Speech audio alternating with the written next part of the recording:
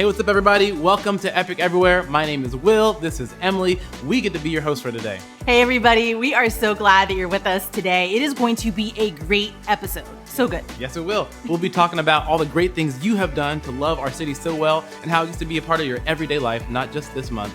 We'll also hear a brand new song from our band Epic MSC and talk with one of our community outreach partners. And listen, Will, my favorite part about today is that we are beginning that countdown. We are just 1 week away from returning to in-person with Epic Live. 1 week! Oh, come on. 1 week, like next week. Next week. Like 7 days, 1 week. Yeah, 7 days. Okay, all right. All right, we're almost there. We're so excited. We're so excited that you guys are here, and we should probably get started, right? Yeah, let's do it. Let's go.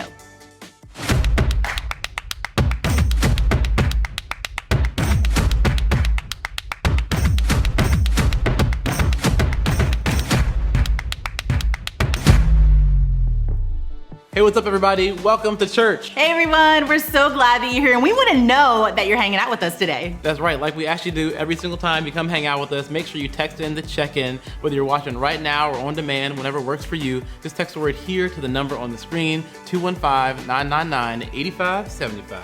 For sure, and when you're new, we definitely want you to be checking in because when you do it for the first time, we get to hook you up with a brand new Epic tee. Right. Just to say thanks for hanging out with us. So we want you to be texting in to check in, whether you're new, whether you've been here for a minute. And this week, we're actually gonna text you back with a calendar invite just to keep you updated of all the different stuff that's going down. Because Will, there's a lot going down right now. That's right, August 1st, we are back, Epic Live. It's gonna be amazing. Join us. Join us. We back! We back.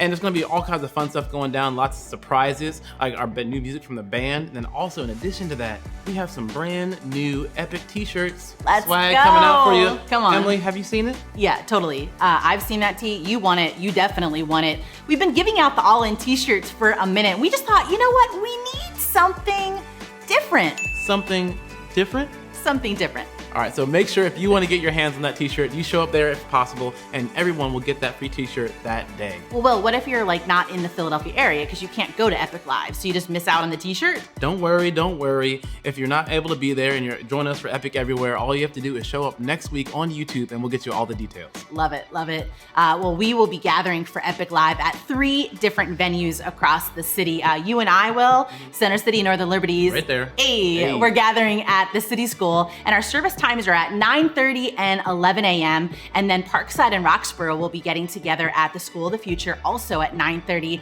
and 11. And then King of Prussia, they'll be meeting at the United Artists Theater, and they'll be meeting at 11 a.m. So if you're like, that's a lot of info to take in, we got you, we got you. You can just head right over to epic.church for all the details. That's right, so we'll have Epic Live happening every single month. And then on top of that, if you're not in the area, you can always join us for Epic Everywhere online right here on YouTube.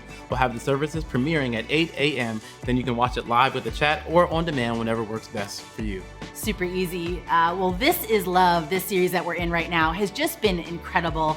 And last week, Preston and Justin were talking about, like, it's kind of been our very own Love Olympics, you know what I mean? And speaking of the Olympics, which kicked off this past week, Will, have you been like keeping up with this stuff? Have you been watching it all? I've been trying to keep up a little bit. I got to see the trials for track and field, the women and men's swim team, and then also been watching the basketball team. They've been a little up and down, but you know what? Hopefully they'll get back to their dream team status, you know what I'm saying? So Okay. Well, we're looking out for you guys. And you guys have really been up to an Olympic effort when it comes to serving our city and spreading a wave of generosity across our city. So we thought it would be really great to be able to highlight some of the incredible service projects and the work that you guys have been up to all month long so far.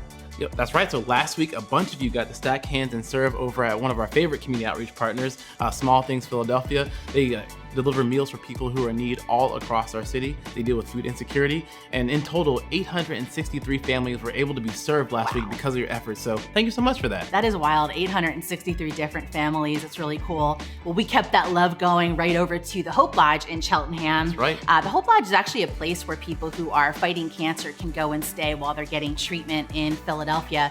And so they had a bunch of older mattresses. And so I was part of a team that showed up and we took out all the old mattresses, something like 3 3 floors of them. Oh my gosh. We filled up 5 different dumpsters with all these old mattresses. And then because of a really generous donation by Tempur-Pedic, we were able to replace. Hold up. Tempur-Pedic? Yeah, Tempur-Pedic. Okay, nothing but the best for them. Nothing but the best, as it should be, right?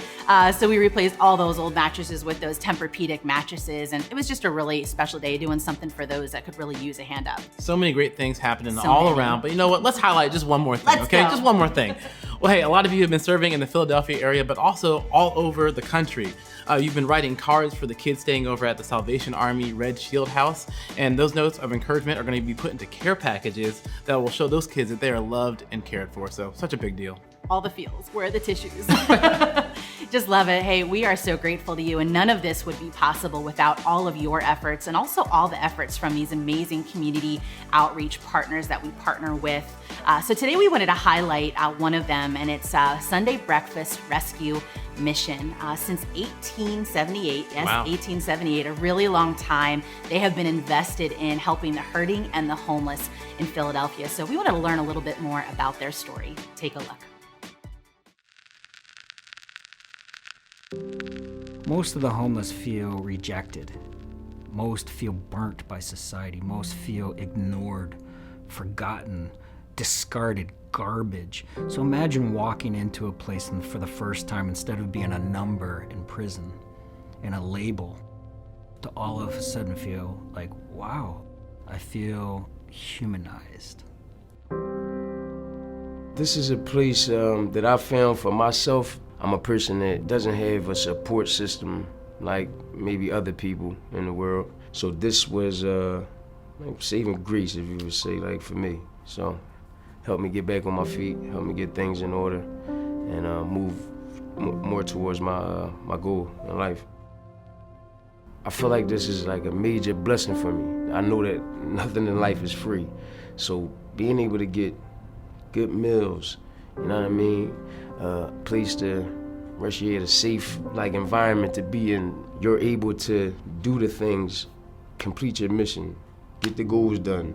When you had to be on the run and you had to be out there, you know, just surviving, it's almost impossible. So with this being here and this being provided, that alone gives you like the strength, just the willingness to keep pushing on. You know what I mean? And that'll make you, you know, feel like you're wanted somewhere or in a family type of feel. If Sunday Breakfast Rescue Mission didn't exist, first and foremost, it means that last night there would have been 117 men on the streets. And so, again, we serve as a safety net to the chronically homeless that generally don't want to go into the system, that don't want to go into a government shelter, and they know they can come here because of our Christian love and our Christian hospitality. Everything that we do every single day is because we have caring individuals. We're sustained by the generosity of God's people. So if this is a calling that you have in your heart to be able to make a difference in the lives of Philadelphia's homeless, hurting, and hungry, come to volunteer. Be prepared, prayerfully in your heart, to engage with our men. Come so with the mindset to not only deliver a tray to the table of somebody that's hungry, but when it's all said and done, to grab a tray, sit down at the table with that same man and eat with him. I am very grateful for that second chance in life. Yep. Well, it was amazing to hear from them, and I just love it because I've actually had the opportunity to be there and serve, and it's so much more than just serving a meal to somebody. It's amazing because you get to sit down, have a conversation, hear their stories, and be impacted by their lives as well. So when you go there, it's just an amazing opportunity. And it reminded me that something we heard earlier in this message series where we said, serving isn't about checking off a task, it's about being in a relationship with one another. That's so good. It's so good and it's so true because we end up coming out just as transformed and impacted, maybe even more so than those that we get to serve. Yeah. And as we close out this series, we have more opportunities to be serving this week. In fact, with Sunday Breakfast Rescue Mission. So this Thursday, the 29th, we're going to be helping out with their dinner service. And then on Saturday, the 31st, we get the chance to help out in their donation area. So if you haven't yet stacked hands or you just want to continue to be part of what's going down, head right over to forphilly.com.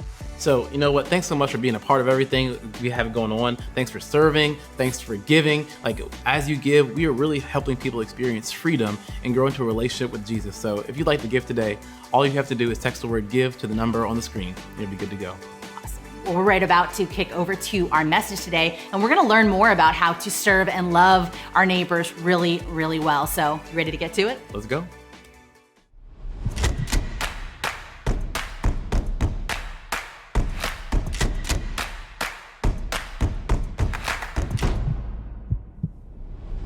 Hey everyone, my name is Craig. Laura and I have been a part of Epic for 2.5 years since we moved to Philadelphia, and we love Epic, and we love her desire to make a difference in this city.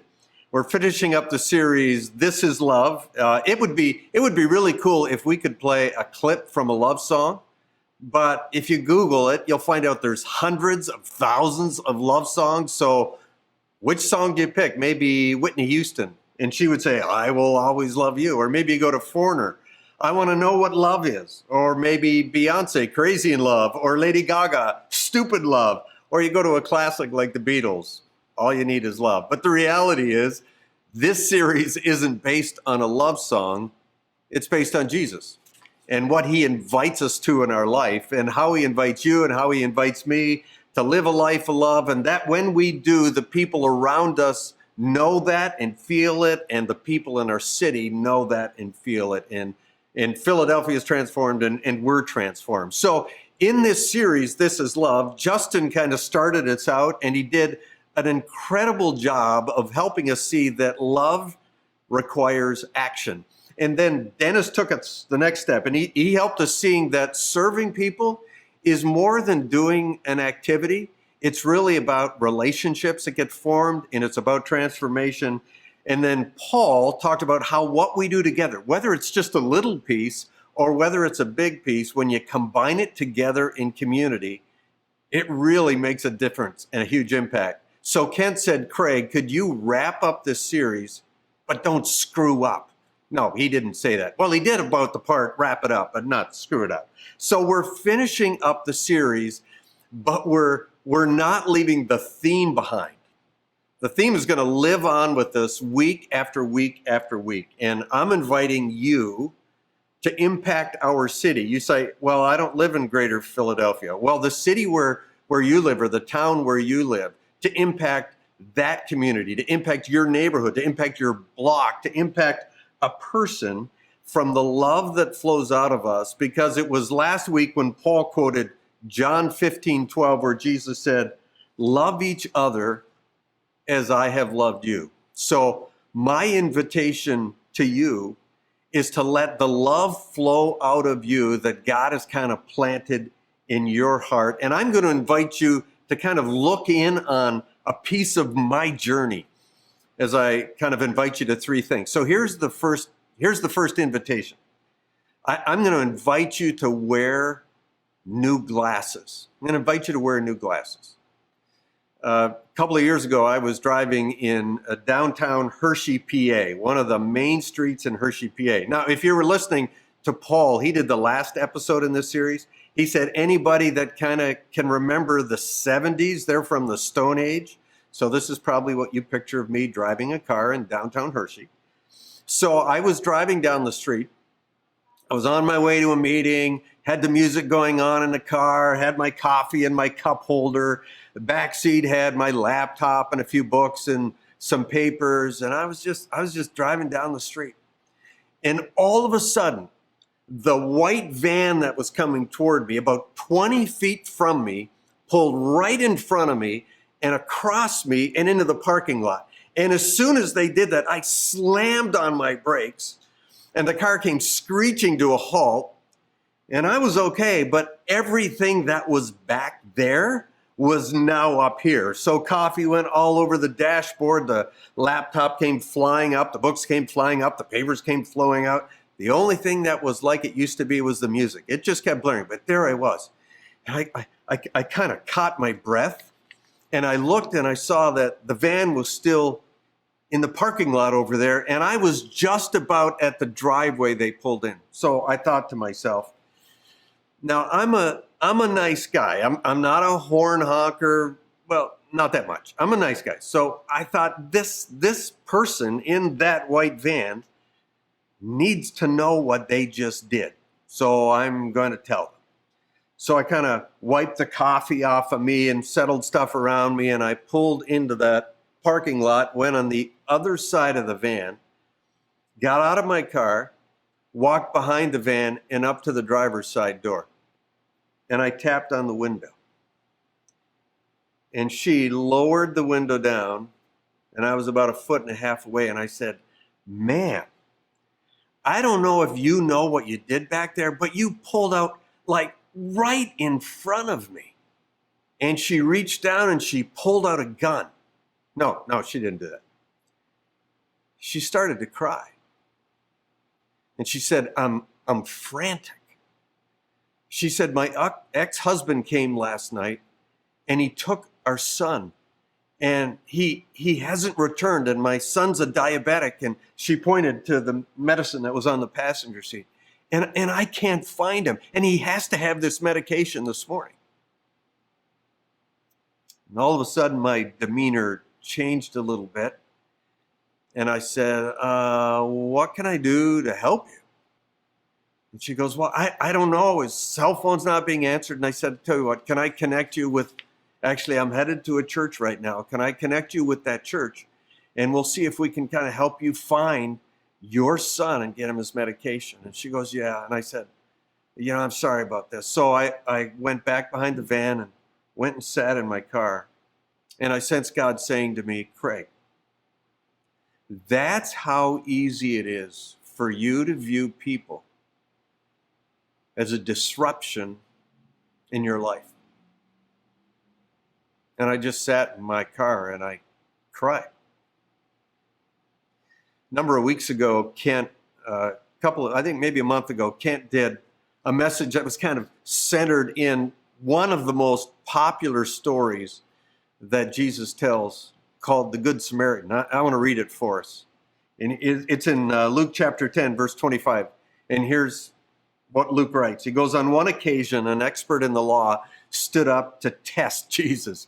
'Teacher,' he said, 'what must I do to inherit eternal life?' 'Well, what's written in the law?' Jesus replied. 'How do you read it?' And the guy said, 'Love the Lord your God with all your heart and all soul and all your strength and all your mind, and love your neighbor as yourself.'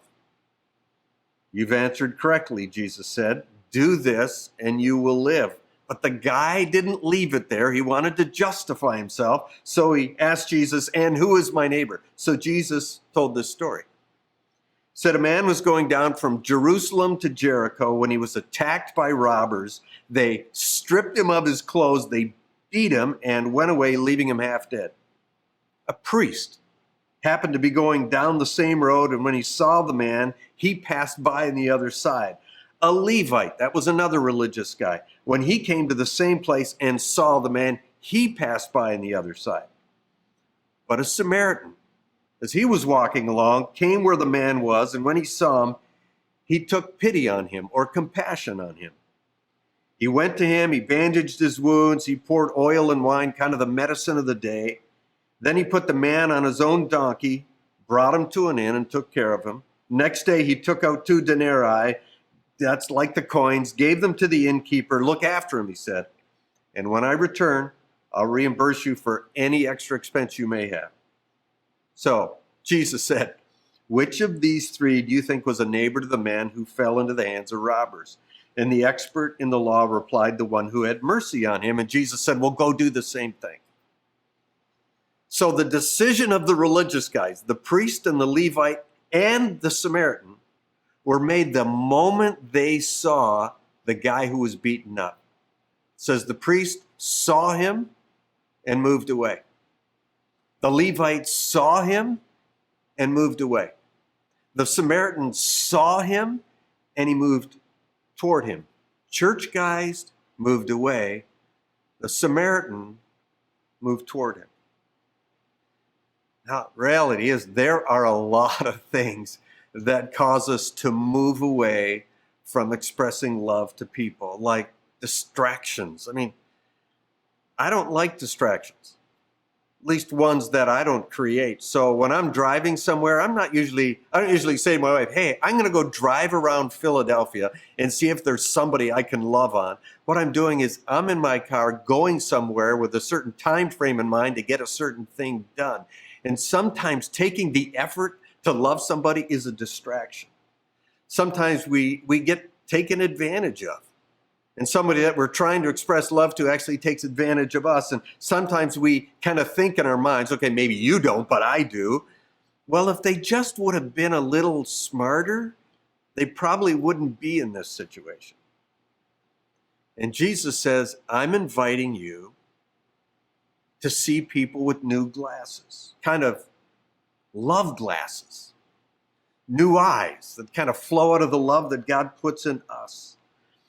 And a few things I think will help us as we're living and working in around greater Philadelphia, or again, whatever town or city you're in, to have new glasses to love people. And here's the first. Just remember all the ways that God has shown love to you. 1 John 3:16, John writes these words. This is how we know what love is. Jesus gave up his life for us so many times.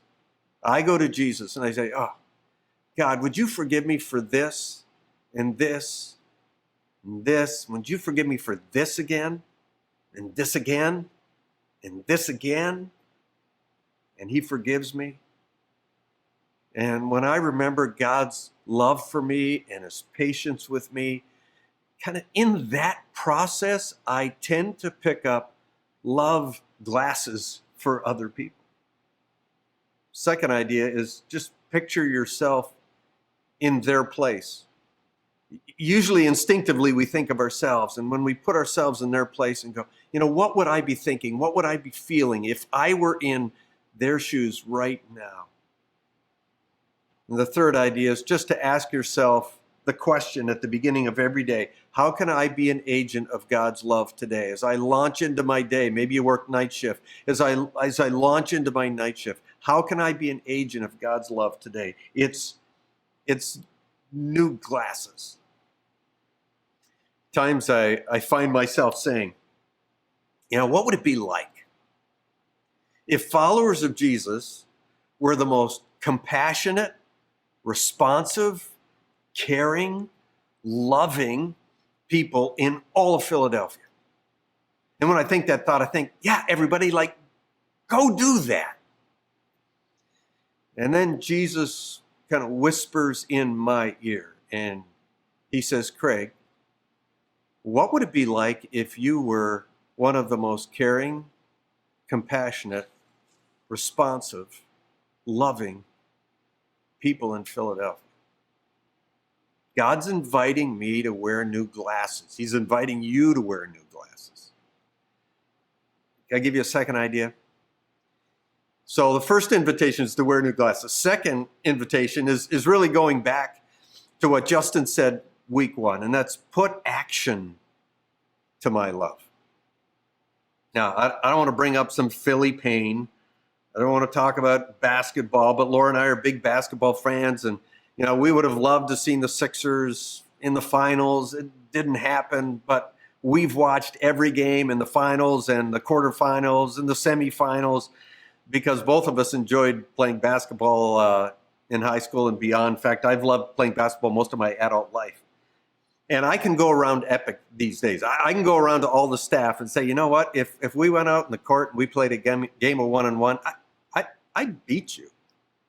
I got game. I could say it to Justin. I'd say it to everybody. And finally, someone would challenge me and they'd say, okay, Craig, let's go out in the court and play a game. And I go, well, you know what? I got this back injury. I think I'm going to be out for a couple of decades. And really what it's saying is, man, I can talk cheap, But at some point, you got to put action to your talk. But let me bring it a little bit closer home for me. I went to graduate school for 3 years to study theology and the Bible. So I can give you a definition for a lot of theological terms. Soteriology, check. Imputed righteousness, check. Hermeneutics, check. Homiletics, check. Omnipresent, check. Omniscient, check. Omnipotent, check. Shortest verse in the Bible, check. Longest verse in the Bible, check. At some point, I kind of hold up this award and say, wow, like I know a lot of stuff. And Jesus has 2 words for Craig. So what? The proof of my love isn't my knowledge. The proof of my love isn't even my feeling. Proof of my love is my action. And Justin and Dennis and Paul have really helped us so much over these weeks. Make our love practical. So can I just give you 4 ideas about putting action in your love? First is just to think love in action. Just to think love in action. Laura and I have been married almost 41 years, and almost every single day, there's probably been a few we've missed, we'll look at each other and she'll say to me and I'll say to her, you know, I love you. I love you. And it feels really good to hear it, and it feels really good to say it. But when you've been married 41 years, you know the real test of that love is when you put it into tangible action. So think love in action. Second idea is to plan love in action. Laura and I have been really challenged in this series to put our love into action as a couple. So one Thursday evening, we went to Small Things. It was right after Vito was on the video. And they're an incredible ministry that packs up food, puts it in boxes, and sends it to places all across the city that serve people. And it was great to be there. It was great to be there with Epic folks. And thank you, Epic, for making this available to us. And Laura and I were inspired by one young couple. We were just kind of chatting. And they said to Laura, we come every Thursday night. We come for 2 hours and we pack food into boxes. And Laura and I were traveling home. We said, what would it be like for us as a couple to say every Thursday night we're going to go to Small Things and we're going to pack food in boxes? I mean, I travel some for my work, but what if that was the default, we said? If every Thursday night we went to Small Things, so we're planning for love and action. Where would God call you to plan for love and action? Third idea is actually the opposite in some ways. It's spontaneous love and action.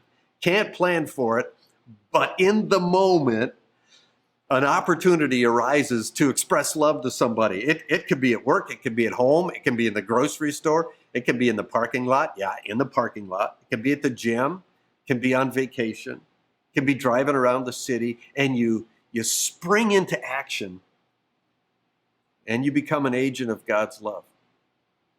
So it's spontaneous love and action. Then I'm going to give us one more that really probably applies to me more than it applies to many of us. And that's anonymous action. I'm the CEO of an organization called movement.org.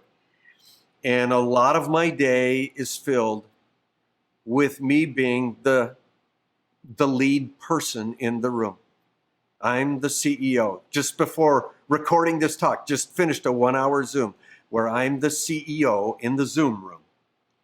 And God is encouraging me to find places and spaces and people to love where nobody knows my name, where I bring no power of a position to serving and loving people. I'm just one person serving another person. Love in action. I invite you to that. One more invitation. And it's experiencing the joy of loving people. In John 10:10, Jesus said, I have come to give you life, and I've come to give you life to the full. And he said this, I'm not a thief. I'm not a robber. I'm not a taker. I'm going to give you the best life imaginable. That's what Jesus said in John chapter 10. And then in Acts 20:35, it quotes Jesus, and Jesus said, you're far happier giving to other people than you are getting from other people. That's the dynamic. This is the dynamic of the Jesus life. If I make my life about me, you know what I get? Me.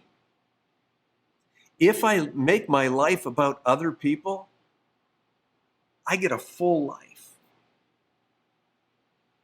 A month ago via Zoom, I interviewed Rick, who is a leader in Newcastle, Australia. I loved our conversation. Well, first of all, he's got a cool accent.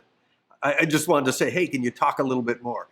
But Rick leads Soul Cafe in Newcastle, and it's a ministry that really desires to lift people who are struggling to make it in the city and put them on a path towards safety and health and purpose and services.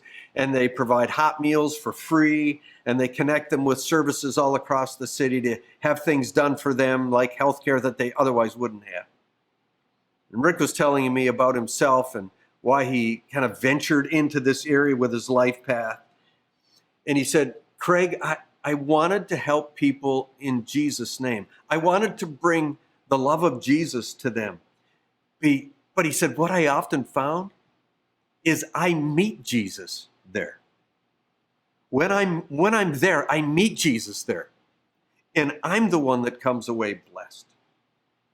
And that's what Dennis reminded us of in week 2. When I engage in loving and serving other people, I'm the one that ends up being blessed. Jesus reminds us, I'm not a thief, not a taker, I'm not a robber. I will fill your life with joy and meaning when you love and serve others. So loving and serving others isn't this grind. At times it may be a discipline, but it's not a grind where we say, oh, I got to love people today. Wish I didn't have to love people. Kind of like when your kids get in an argument and you bring them together and say sorry to one another. They go, sorry, sorry. Like they're saying the words, but their heart's not there. Loving other people in the love of Jesus isn't forced action. And God does something in us, and our heart expands. We see Jesus in places we never thought we'd see Jesus. And our life gets full.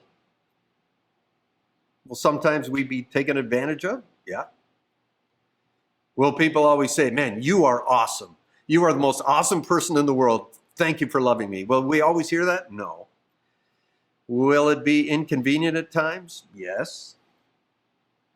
But God will fill our lives in ways we just could never manufacture on our own. So I invite you to the journey of loving people in our city, loving our neighbors, loving that person, and showcasing Jesus' love.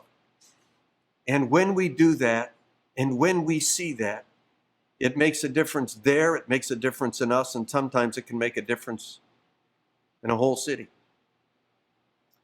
Just a couple days ago, I was at a Catholic abbey for an overnight meeting, and the next morning, there were about 12, 15 of us there. And the next morning, the abbot, that's the leader of the abbey, before he told us a little story about the abbey, he said 30 plus years ago, the abbey, which is in Paoli, outside of the city proper, was offered a 3-story townhouse right in the heart of the city to use. And we had it in our heart that we were going to make it a place for women who were homeless and struggling with mental illness. But we had to get it through the hoops of the city. And it got through the hoops of the city. And he said today that one 3-story townhouse is now 15 locations across Philadelphia, serving 2,000 women. Then the abbot looked across the circle of this 12 to 15 people that I was there and said, thank you, Your Honor, for advocating for us. The abbot didn't know that former Philadelphia Mayor Wilson Goode was in our group. And he said, I want to thank you for advocating for us because now it's serving 2,000 women across the city. And I sat with Mayor Good a little later that morning, first African-American mayor of Philadelphia. And I said, how did that heart get formed in you? And he said, well, a couple of years before that, I was city manager before I was mayor, and I was sitting in my office in the town hall, city hall, and I was looking out my window. And as I looked out my window, I saw a whole bunch of men out in the side yard. And as I looked more closely, I realized they were homeless. And he said, I'm the city manager. This shouldn't be. So he said, I called some of my staff together, and we ended up calling a couple fire halls that had basements that were empty, and we cleaned out the basements of the fire halls, and we created a homeless shelter for those men. I said, Wilson, Dr. Good, where did that heart get formed in you? So I got to tell you this. He said, I was 9 years old, and our family lived in North Carolina, and we were dirt poor. We were kind of like tenant farmers. And our house was back this dusty lane, half a mile from the main road. And every night we just barely had enough food to eat. He said, I remember this one night, it was just before dinner. A man came to knock at the door, and my mother went and opened the door, and this is how Dr. Good described it. It was a white man, a hobo, he said, and all he said was, I'm hungry. He said, my mother said, well, you come on in, and invited him in and sat him at the dinner table and fed him until he couldn't eat anymore. And Wilson said, I was 9 years old, and I was sitting there kind of angry as a 9-year-old that my mom would feed a stranger knowing that we probably wouldn't get that much food to eat that night. And the white man got up from the dinner table, thanked his mom, went out the door, and started to walk back down toward the main road. And Wilson said, something in me, God in me, began to change my heart. And he said, I went over to my mattress, and I lifted up my mattress, and I gathered together all these coins that I had been saving, probably less than $1.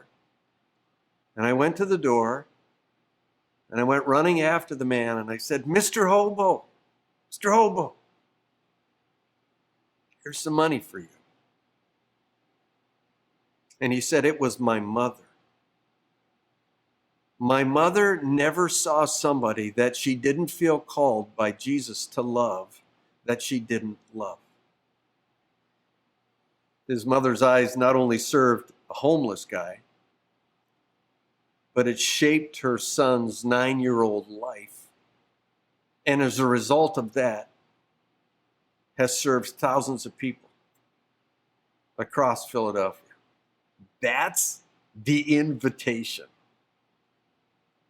for us to use this love that God has placed in us, and have eyes and hands to love other people in action. And God will fill our hearts. And then Wilson looked at me and he said, Craig, my life has been so blessed, far more than I ever could have imagined. That's God's invitation for me. It's God's invitation for you. Let me pray for us. God, thank you. Thank you for your incredible love for us, how you care for us, your patience with us, that your fingerprint is on each one of our lives. And many of us have just kind of opened our lives to the full awareness of your love, and you've planted that in us. Thank you for that. How it's available to every single one of us. And thank you that you then invite us to make a difference to the people that live right around us, to the people who live in our block, our neighborhood, our city, wherever we live, to be an agent of love, your love to them. God, may this city feel the incredible love that you have for them through all of us, through me. In Jesus' name I pray. Amen.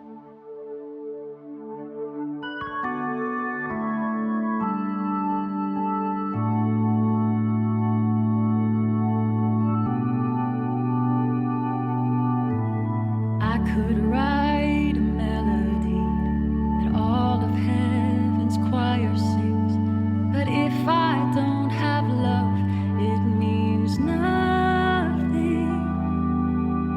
I can spit out some holy word, something that you never heard, but if I don't have love, it means nothing. If I can't love my neighbor like I love myself, if I won't move when my brother cries out for help, if I'm too proud to forgive before the sun goes down, then this life that I've been living, what does it mean now? At best it all means nothing. Without love it all means nothing.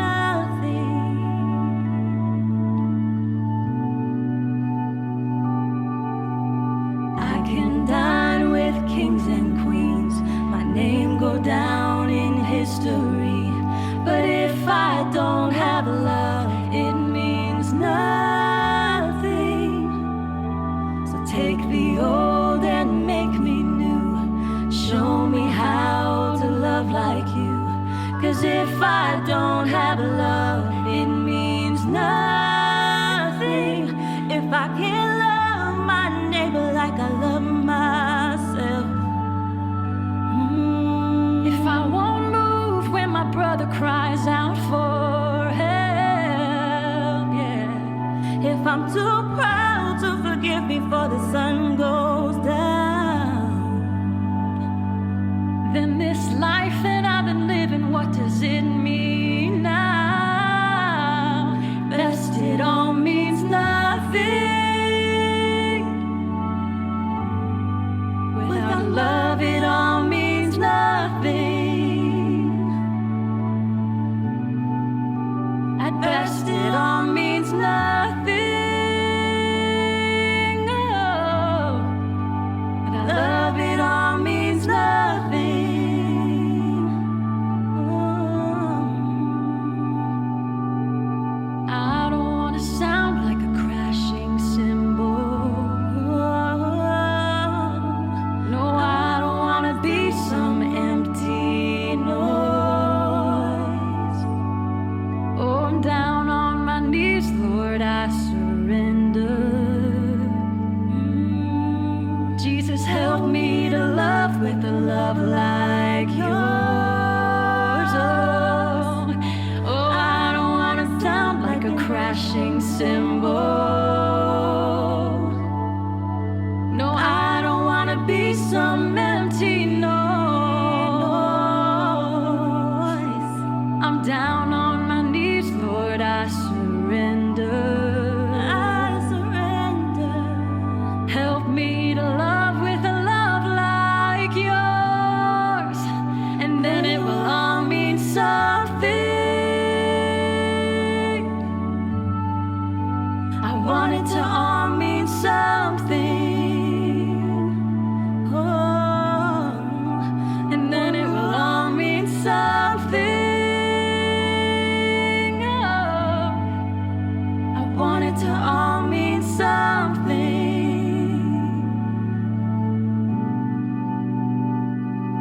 I want to love my neighbor like I love myself,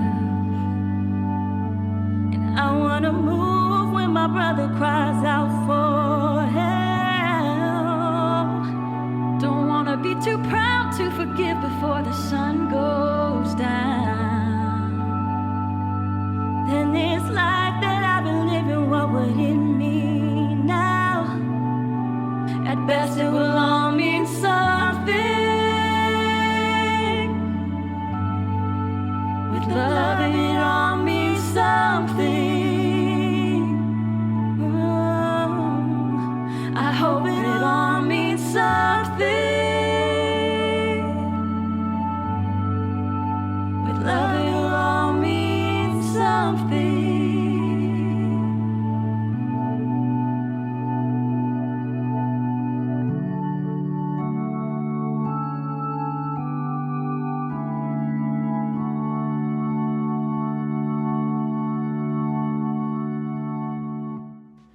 What a beautiful song. What a great way to close out this series. Just talking about love and how without it, we really have nothing, and how deep down inside we all want our lives to mean something. Really powerful. For sure, and big shout out to Craig. What an amazing message.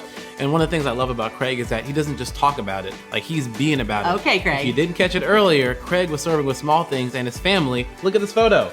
There they are. Yeah, there he is. Come on, Craig. He's a real one. I love that. I love this month. I love this series. I love everything about it. It really is just the best. It is, and you know what also is the best? What? Next week, Epic Live. It is going down, y'all. Yes, I cannot believe We'll be it. starting a brand new message series and free t-shirts for everybody. For free. Free. We are super excited. We are 1 week away of meeting in person, and it's going down, guys. So make sure that you are inviting your friends, your family, your neighbors. Come on, somebody. Make it a big thing. Make it a celebration. There is a lot that we have to celebrate, and we're going to be at 3 different venues. If you have questions on where, what, all the details are over at epic.church. And before you go, give us that thumbs up on YouTube, subscribe, like, comment, all that good stuff. And if you're new, don't rush away at all, because our lead pastor, Pastor Kent, has a special message just for you. Come on, and we get to see you, like for real, see you next week. Next week, it's going down. Epic Live, come on, let's go. Let's go, we'll see you then. Well, hey, thanks again for joining us for church today. If you're new, we're glad you're here. And I just want you to know we do church just like this online every single week, and we'd love for you to be a part.